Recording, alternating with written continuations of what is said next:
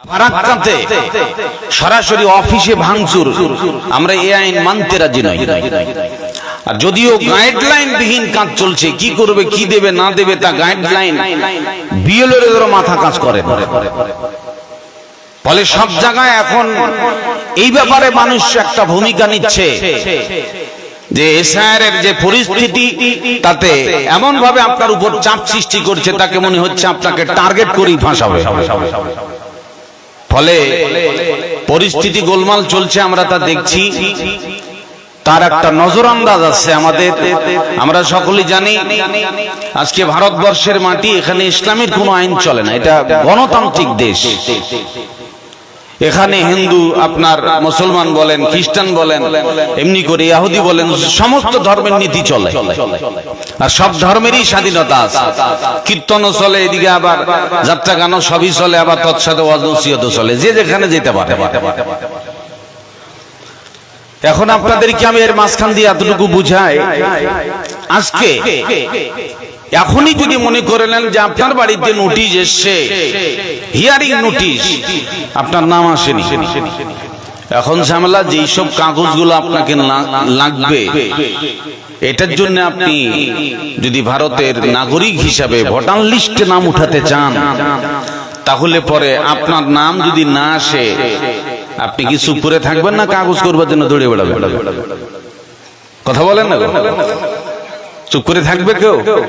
সবার একটা টেনশন, ওরে বাবা দেখছে বাপের নামে এসছে বেটার নাম, বাপ কি ঠিক থাকবে? সবচেয়ে বড় ইসলাম বিরোধী ইস্যু যে যেই ফ্যামিলিতে 6টার বেশি সন্তান আছে, এদের যাচাই বেশি। আর আছে এর আগে 10-12টা ছাড়া কার ছেলে মেয়ে ছিল বলেন? এটা সবচেয়ে বড় টার্গেট।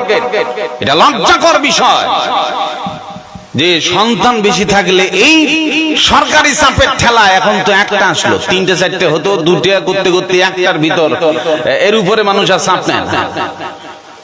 যদি সন্তান বেশি হয়, আপনার এখানে ওই হসপিটালে যান, ওখানে ঝামেলা আছে।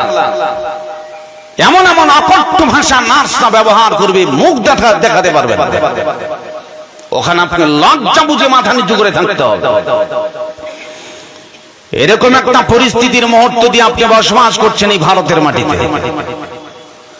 আমি শুধু আপনাদেরকে বুঝাতে চাইব, দেশের একটা আইন আছে, আর দেশের আইন থাকতে গেলে তা আপনার সেই নিজস্ব ক্ষমতা আপনার হাতে নাই। যদি আইন পরের হাতে থাকে, তাহলে আপনি পরাধীনতার জিঞ্জির পরে আছেন। আর পরাধীনতার জিঞ্জির যখন থাকবে, তখন ব্যক্তি স্বাধীনতা হারিয়ে যায়। এজন্য এ ব্যাপারে শুধু আপনি নন, সমস্ত হিন্দু মুসলিম সবাই মিলে এ ব্যাপারে উদ্যোগ। নাম যে খালি মুসলমানের কাটছে এটা না, হিন্দু ভাইরাও বিপাকে পড়ে আছে, ওরা বেশি টেনশন। ফলে এই মুহূর্তে সব দিক থেকে আন্দোলন তুলেছে যে আমাদের এই এসআইআর এর যা নতুন পদক্ষেপ আমরা মানব না। এখন সরকার আর কমিশনার কি করবে তা আল্লাহ ভালো জানে। এগুলোর সবকিছুর মূল চাবি আল্লাহ পাক রব্বুল আলামিনের হাতে আছে। যতক্ষণ না পর্যন্ত আপনি আল্লাহর জায়গাটা ঠিক করবেন না, পৃথিবীর বুকে সবার মন মানসিকতাকে চেঞ্জ করে দিতে পারে তিনি হচ্ছেন আল্লাহ। আপনাকে বলি, সেরকম স্বৈরাচারী জালেম এলাকাতে বসবাস করার পরও যেই সময় আজকে আমরা ভারতবর্ষের মাটিতে বসবাস করতেছি, এখন আপনি জালেমের পাল্লায় পড়েছেন। আপনার যে পরিস্থিতি, আপনি আপনার ঈমান কি দিয়ে আটকাবেন? আপনার ক্ষমতা কি? মুসা আলাইহিস সালামের সাথে একটা ক্ষমতা ছিল যে আমার সাথে আমার আল্লাহ পাক আছেন। ফেরাউন তোর মতন হুদাকে আমি মুসা পরোয়া করি না। আপনি কি বলবেন যে কমিশনার আপনাকে ধারি না পেলি না, আপনি তো খালি থরথরে কাঁপতে লাগবেন, কি করবো না করবো, কি করা যায় না করা যায়, নাম যে এলো না। প্রিয় ভাই সব, এখন আপনাকে এতটুকু বলতে চাইছি যে এখন যদি পৃথিবীতে আপনি আপনার কাগজটাকে ঠিক সংগ্রহ করবার জন্য যদি এটা টেনশন হয়, আপনি শুধু খুব বেশি হলে ভারতের নাগরিক থেকে বন্ধ হতে পারেন, নাম কাটা যেতে পারে, এতটুকু একটু হ্যারাসমেন্ট বা হয়রানি হওয়া লাগবে। কিন্তু জেনে রেখে দিন ভালো করে, পৃথিবীর একটা এসআইআর এর কাগজে যদি আপনার এত টেনশন হয় যাতে বেঁচে থাকার সুযোগ আছে, আপনাকে জ্বলন্ত তো আগুনে পুড়বে না, সরকার এটা আইন নেই।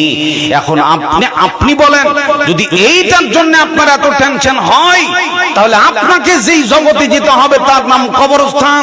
আপনার যেটা আসল বাড়ি তার নাম কবর, আপনার বাপের যেটা বাড়ি সেটাও কবর, আপনার মায়ের যেটা বাড়ি, আপনার সকল 14 গোষ্ঠীর সবার একটার বাড়ির গন্তব্যস্থল, তার নাম কবরস্থান। এই কবরের মতো মাটিতে যাওয়ার আগে আপনার কাগজটা আপনি কতটুকু ঠিক করে ফেলেছেন? প্রিয় ভাই সব, আপনি আপনার প্রস্তুতি কতটা নিয়েছেন? আপনি কি এরকম প্রস্তুতি নিয়েছেন যে আমি কবরে যাব, কি হিসাব দিতে হবে, কি না দিতে হবে? এই জাল সাথে যে মৌলবিদে, এগুলোই তো আপনাকে সাবধান করে আপনি আপনার ইমানের কাগজ ঠিক করেন, তা না হলে ফেঁসে যাবেন কবরে।